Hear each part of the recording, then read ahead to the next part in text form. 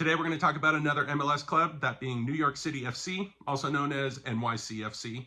They were founded in 2013, started playing in MLS in 2015. They were started by the City Football Group, who own Manchester City, and have had the goal of joining a club everywhere around the world on each continent, this being the one in North America.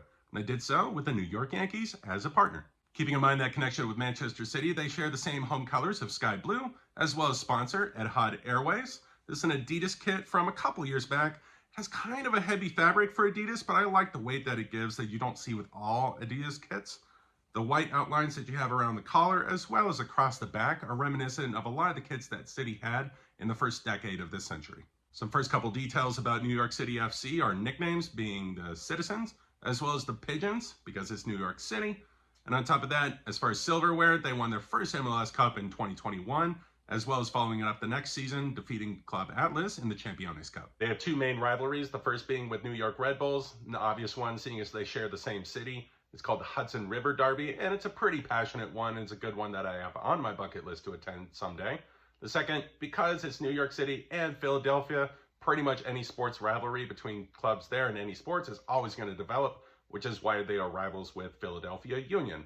And that one's starting to pick up a lot of steam, seeing as in 2021 and 2022, the two clubs met in the MLS playoffs. So that one's becoming a good rivalry pretty quick. NYCFC is a pretty good example of how the model of developing a club from scratch and building a following has changed in MLS over the last decade. Because this club started out trying to build out the amount of followers they had by bringing in big names in their own right out of the gate. Their first ever player with David Villa, as well as Frank Lampard and Andrea Pirlo coming along as designated players right at the beginning, did bring in a lot of interest, but since then it didn't bring immediate MLS Cup success, something they started to have after they started solidifying younger players as the foundation of the club and building out success that way. It's kind of the way that clubs really should be going forward as they come into the league. There's a bit of a transition going on at the club right now, seeing as those players that were foundational in that Cup success are moving out of the club. So this club is developing successful players, they're winning things, and then those players are moving on to other opportunities, which is great. That's a sign of a good club. They develop players, and those players are wanted elsewhere. So the players that were big, that are part of this transition being Sean Johnson, their goalkeeper for a very long time, moved to Toronto FC, and he was instrumental in the penalty shootout victory in the MLS Cup. Defensively, Alexander Cayens, as well as Anton Tinnerholm, have moved out into Europe. And on top of that, their most important attacking talents, those being Maxi Morales as well as Tati Castellanos, have moved back, one, primarily down to Racing Club in Argentina. That's where Morales was from. And Tati Castellanos has taken his first steps into Europe. He's actually had a lot of success at Girona FC, another City Football Group team, who actually just recently scored 4 goals against Real Madrid, something that almost nobody can say they have ever achieved. I don't expect he's going to be coming back to NYCFC. He's going to take another step, maybe into Spain, somewhere at a bigger club than Girona, or into England at some other club. So the question then becomes, who's picking up the slack for these players as they leave? Like I said, good sign that the club can have successful players that are wanted elsewhere. Do you have the players in your existing squad that step into those vacancies? Or do you have to bring in players from the outside completely? Or is it a mix of both? And I'd say for NYCFC, it's a mix of both.